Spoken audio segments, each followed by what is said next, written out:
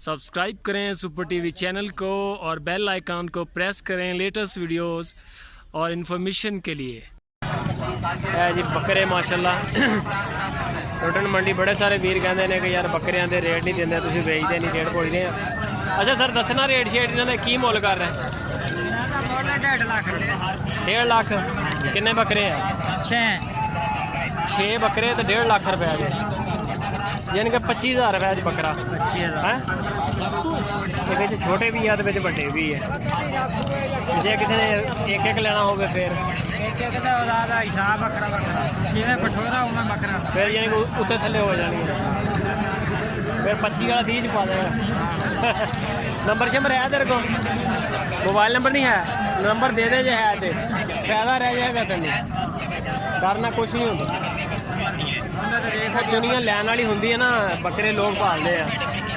जेड़ा बंदे तेरा माल पास आएगा तेन कॉल करेगा, तेरे को ले लेगा तेरे डेरे पे आके।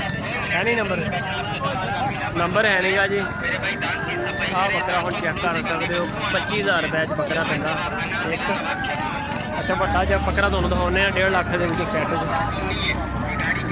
आ बकरा जरा जी बड़ा वा सब आ पाया 25,000 रुपये। चलो मान लिया भी ये 25 ज़्यादा तकरीबन 25 किलो बोटियाँ भी है जड़ा और आ भी बेचा 25 आ भी बेची है, ये भी बिचे ही है। अच्छा 3 दिन अच्छा ये नहीं बेच ये लैदा। अच्छा ये लैदा बकरे सही।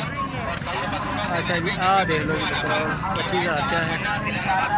बड़े बंदे कहते कि मक्खी चीनी के चंगे बकरे सानू जोड़े वो चाहिए 25,000 के। आ जो बकरे 15-20 किलो के बोटियां लगी तो 25,000 रुपया मुल।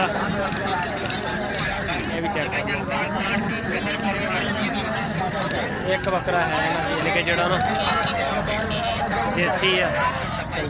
आ दोंदा खीरा सारे खीरे ने। बकरा जो चंगा है। नंबर है नहीं गा, नहीं तो नंबर भी लेंगे भाई का। 6 बकरे ने 1.5 लाख रुपये 1.5 लाख मुल। लाइक कमेंट शेयर लाजमी। तो जोड़े वीर नवे आए चैनल से उन्होंने रिक्वेस्ट है कि चैनल को सबसक्राइब करो, बेल आइकन प्रेस करो। है जी टैडी बकरियाँ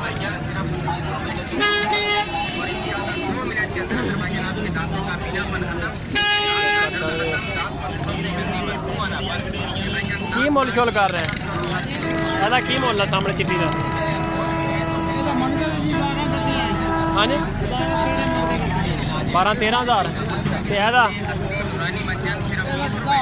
10,000। ਇਹਦਾ 12-13। कमज़ोर बड़े जानवर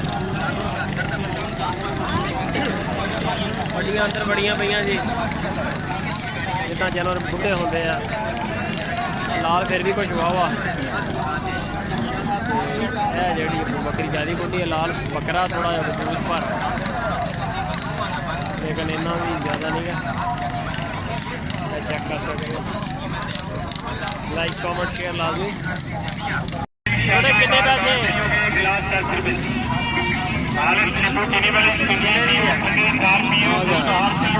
9,000 दी गाड़ी है यार।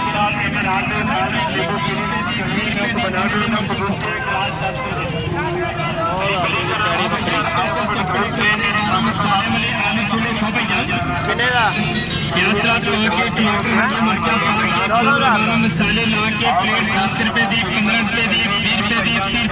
14,000 का ब्रीडर है।